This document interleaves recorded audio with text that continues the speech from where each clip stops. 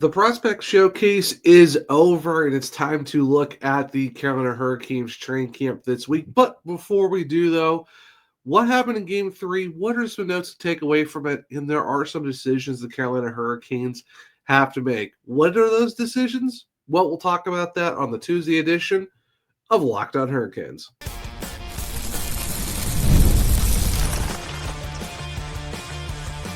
You're Locked On Hurricanes, your daily podcast on the Carolina Hurricanes. Part of the Locked On Podcast Network, your team every day. Welcome to the Tuesday edition of Locked On Hurricanes, your team every day, part of the Locked On Podcast Network. Thank you to the Everydayer for making this your first listen of the day.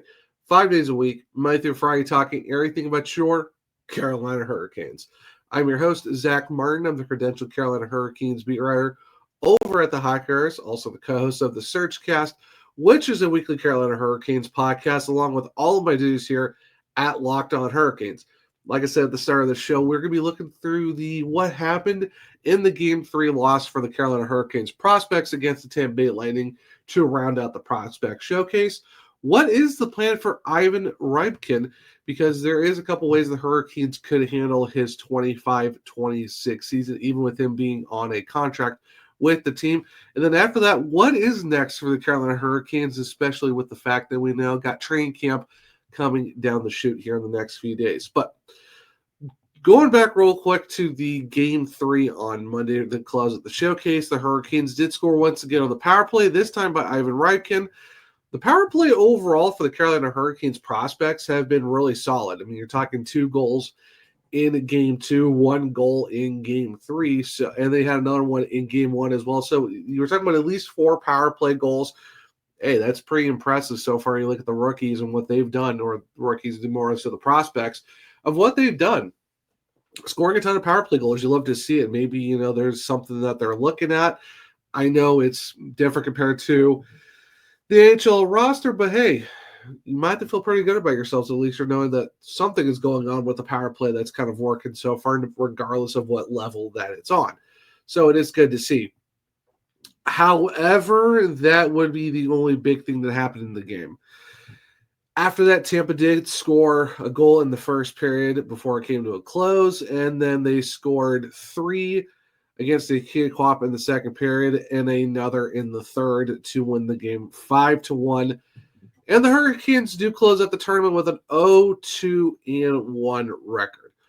Some quick notes. Philip Ekberg, precautionary, didn't play in the second consecutive game for the prospect showcase.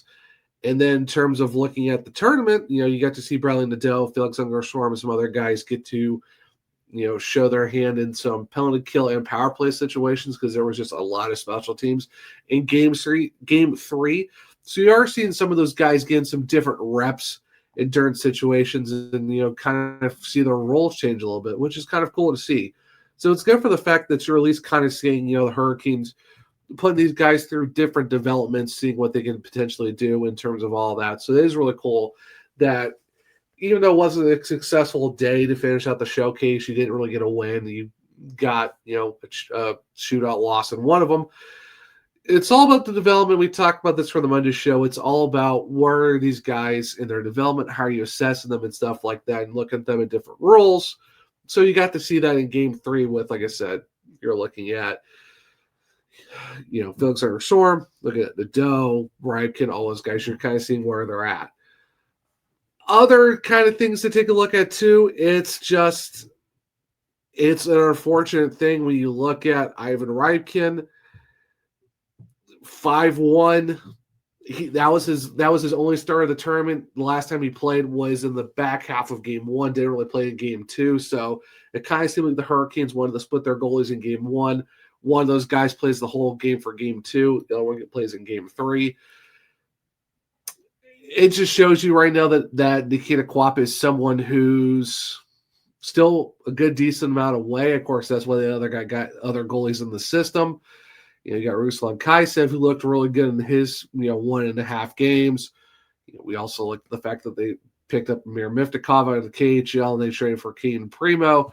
And with Nikita Quapp going back to Germany to play in the Dell second league, it goes to show that who knows where Nikita Quapp is right now. It's very interesting to see what happens with him. Hopefully he kind of picks it up over back in Germany, but playing 9 games last year in the top flight with Dusseldorf and 0-5, that's really it.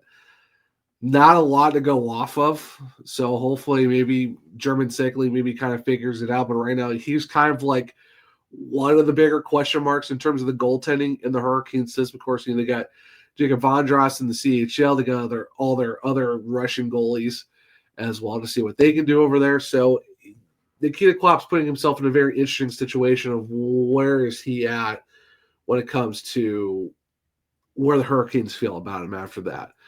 But Ivan Ryabkin did a really good job. He's kind of, showing why the Hurricanes took him where they did, why a lot of people consider him a first-round draft pick.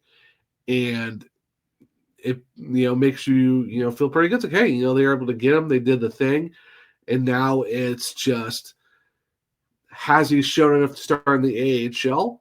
Possibly. I know we'll talk more about that in segment 2, but it kind of gives you a good feel of, okay, we're seeing something from Ivan Ryabkin. We see why he went and helped Muskegon win the USHL championship, why he kind of, did his thing in Russia before coming over to North America. So you feel pretty good about him.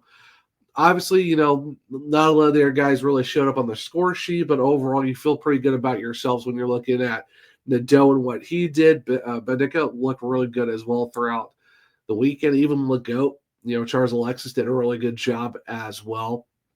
Stinks you don't really see Philip Ekberg very much outside of game 1, but he did some early chemistry, so you feel pretty good about the Swede before he goes back to the OHL with the Ottawa 67. So, yeah, not how you really want to end the tournament going without a win, but like I said, and Darren York said it, it's all about looking at to see where these guys are at in their total development. A lot of the guys played in the AHL last year, some guys played in juniors, some guys played over in Europe, very different ice surfaces, size, even the players are different too. The style is very different. So you got to see what these guys can do together as a group.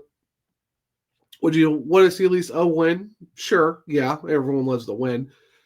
But now you see where these guys are at, and now it turns to, hey, are you going back to your junior team? Are you going back to Europe? Are you going over to the Hurricanes to join them for their camp and stuff like that? Because with preseason coming up, a lot of these young guys are probably going to play with the Canes for a little bit because, they're going to need a good number of bodies before, going into preseason, before they go play in, the AHL with the Wolves and stuff like that too. So once we know for sure what the training camp roster is, we'll definitely talk about that on the show, but that's kind of where we're at. Like I said, the prospect showcase was, seeing what these guys look like on the ice. Obviously, they wore the new road jerseys the entire time, so they're always the road team.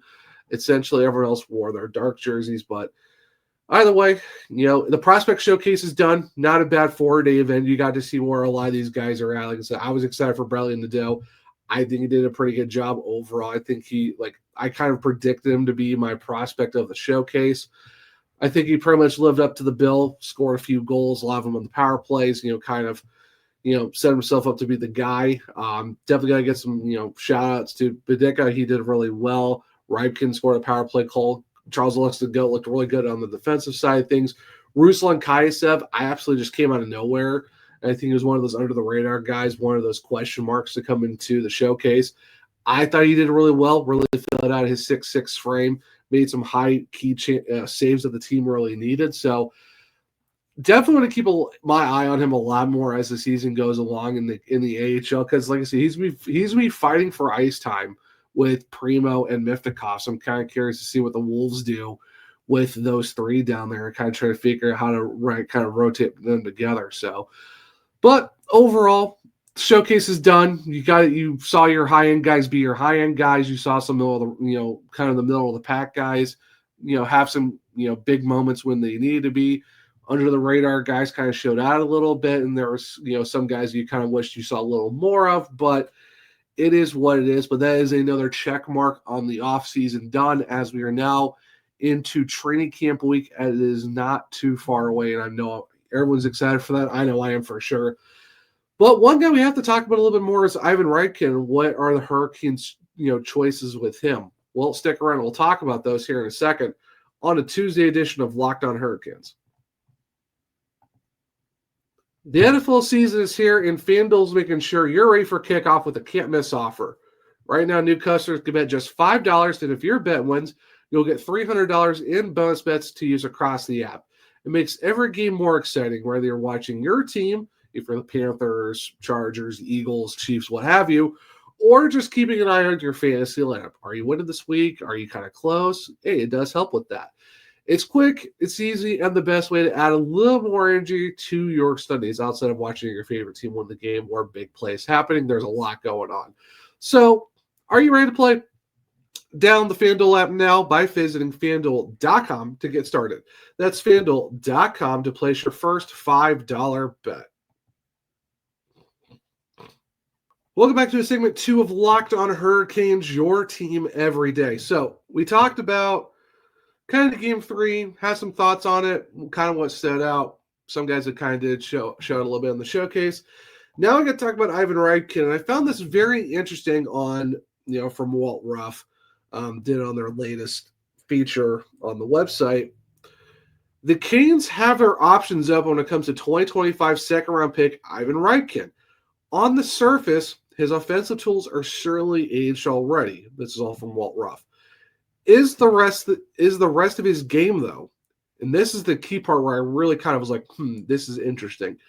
Carolina could send him to Charlottetown of the QMJHL, the Quebec Maritime Junior Hockey League, if they feel he better fit for another junior season. So when you look at Charlottetown, which I thought was very interesting when you look at that as a team, it's the Charlottetown Islanders, and they are on, I think it's Prince Edward Island is where they're at. Very interesting team. I am kind of curious to see what that is. Now, if he does go to the QMJHL for Charlottetown, you are able to watch them on Flow Hockey. So there is that. If you want to be able to watch them, you can. So you're looking at the West Division has, a lot of their teams. And then you got the Eastern Conference, and look at some of these other teams as well. So Charlottetown is in the Maritimes division of the Eastern Conference, with Halifax, Cape Breton, and stuff like that. So it'll be very interesting to see if they feel like that he should go to Charlottetown with the Islanders. Not the blue and orange and white Islanders. Is more of a team that has black, gold, and white in the jerseys and stuff like that. It would be very interesting if they do go that route with Ryabkin, because as of right now, he was born in 2007. He's a young guy. He could still fit into you played in the USHL. You technically could go to the CHL, or we could send you to the American. I know I've talked about on the show a bit where it was he would help for center depth for the Canes. Meaning, you got Ryan Suzuki there. And past that, you kind of have some other centers there, but does having Ryabkin kind of help the Wolves be there? And initially I was like, yeah, I think he can really help with the Wolves in terms of. But thinking about it, and after seeing that, it kind of got me wondering, would it be better to have him, not have the pressure of in the AHL, because that is a jump going from the USHL straight to the American League. 18-year-old kid,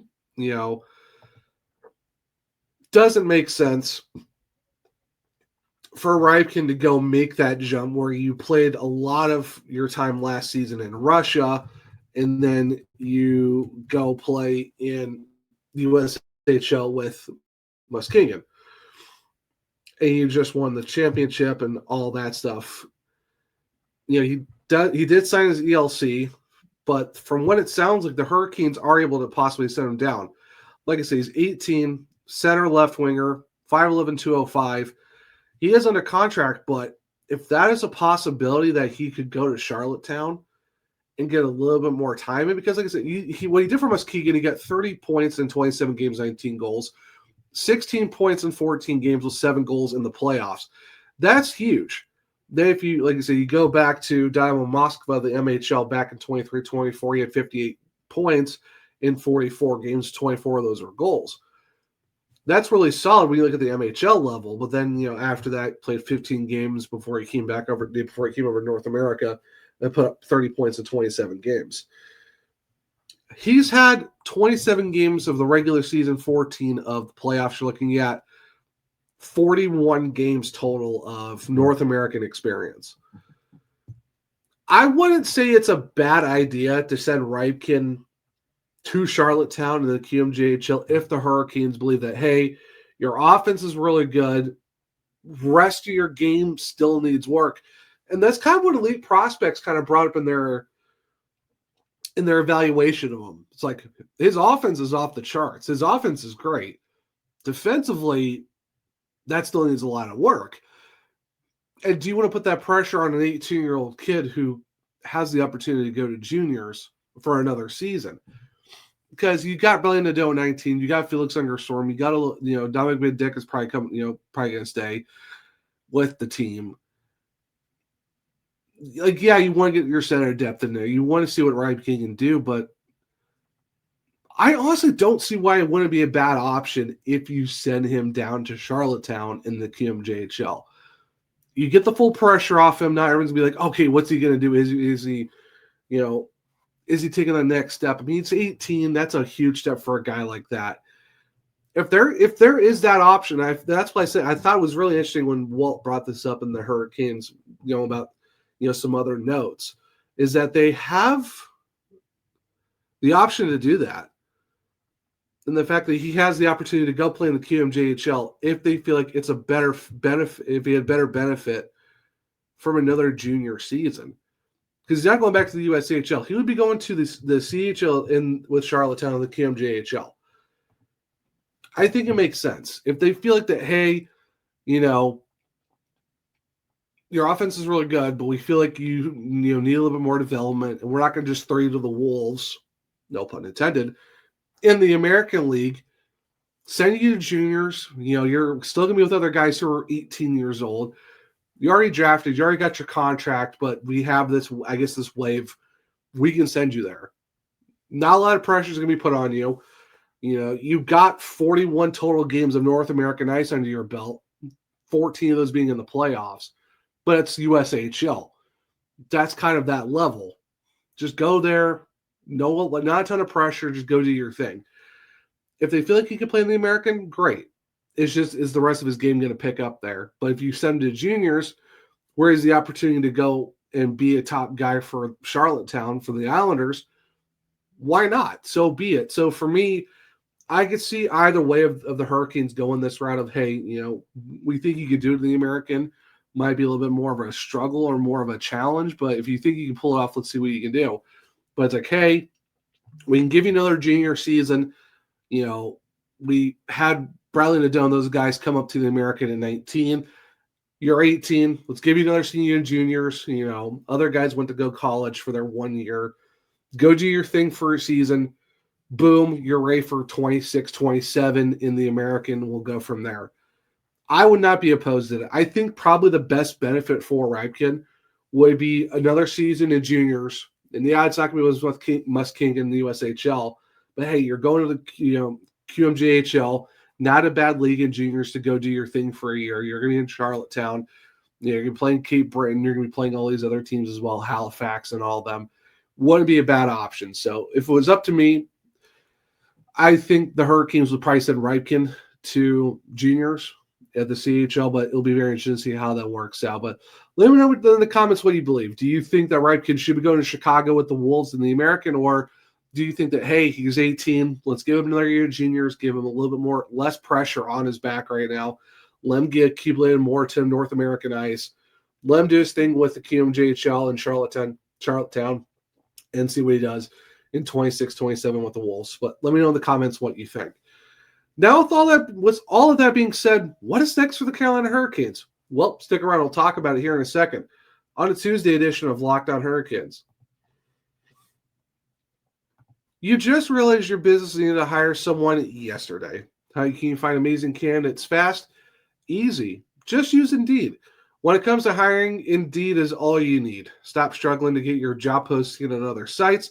Indeed sponsored jobs puts your post at the top of the page and help you reach the right candidates faster.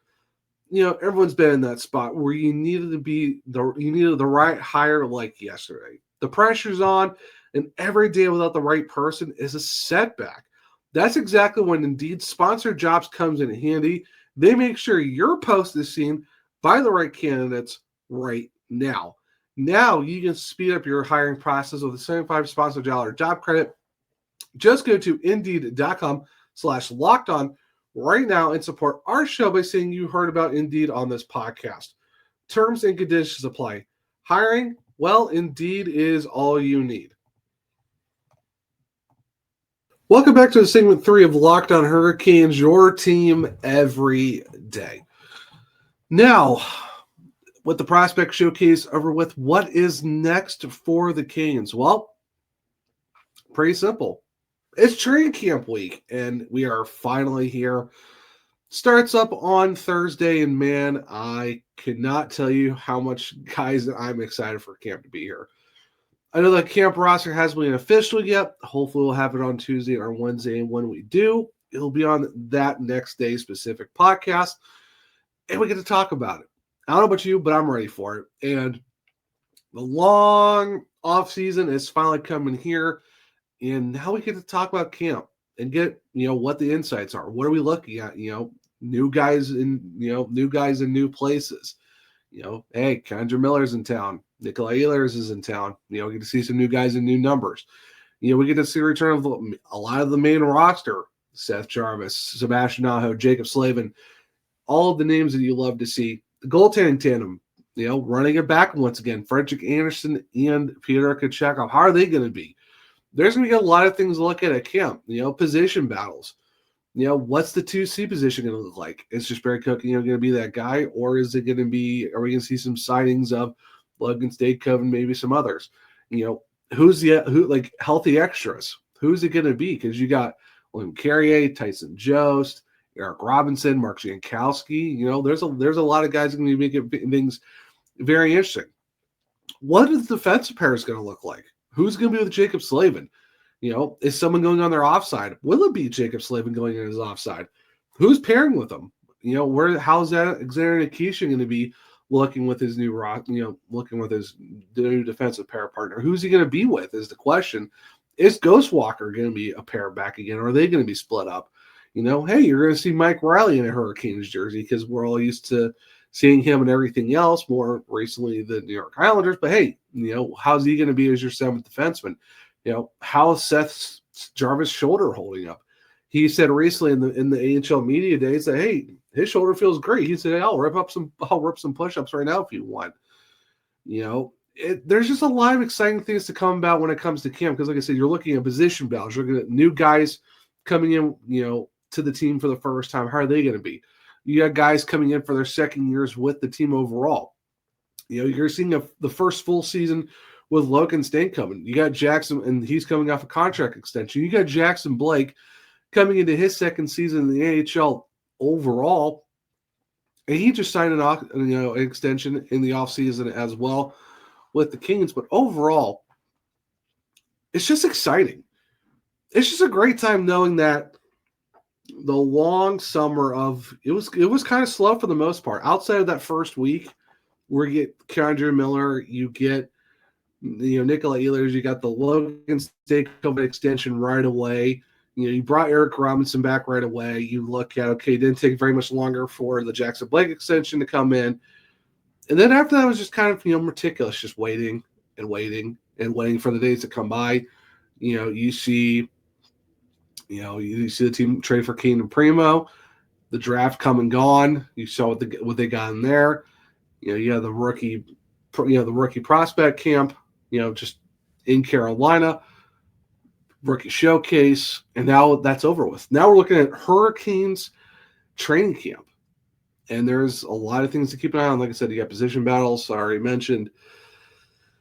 It's just we're we're just ever inching closer. We're now on Tuesday, September 16th. We are 23 days away from the start of the regular season, where it's going to be ESPN Plus against the New Jersey Devils at home at Lenovo Center to kick off the 25-26 season. And like I said, there's still some question marks, certain positions and stuff like that. Who's going to be the extras? Who's the 1A? Who's the one being the net? Who's in the top 6 for the Hurricanes? Ehlers Jarvis, obviously. Aho, obviously. Is Taylor Hall going to be up there? Logan Staykoven, Jackson Blake, Andrei Svechnikov. Jesperi Kotkaniemi is the 2C. If whoever's not in the top 6, who's on that third right wing with the Jordans? I'm very curious to see how that plays out. Like I said, who's your fourth line? Is Jankowski your fourth line center? Then who's on his wings? Carrier, Robinson? Hall, whoever's on the top 6 and I'm playing with the third line guys. Who's down there? Is it Hall possibly? Is it Jackson Blake? I don't know. It'll be very interesting. I'm curious to see what everyone's thoughts are when we're getting ready to start going to camp. But I don't know about you guys. Like I said, I'm just ready to actually talk hockey. I'm ready to look at, what are the lines looking like and all that stuff. I know it's not going to matter because it's the start of training camp. We're next Monday is the start of preseason.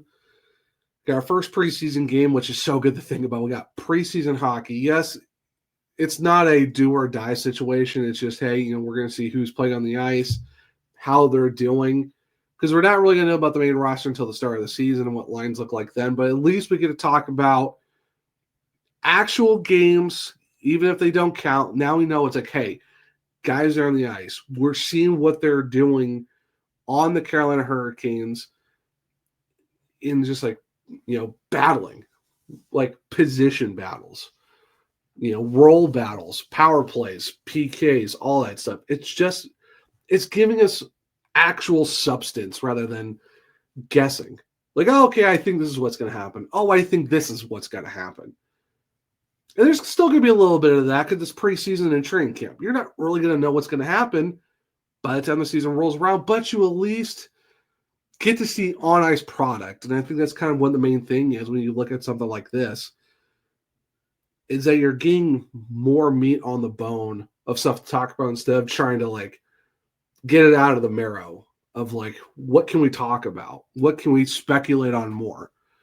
No, training camp gives us that nice appetizer of this is what's next. This is what we could potentially look at as we get ready for the main course of a 25-26 regular season. But I don't know about you guys. I'm ready for it.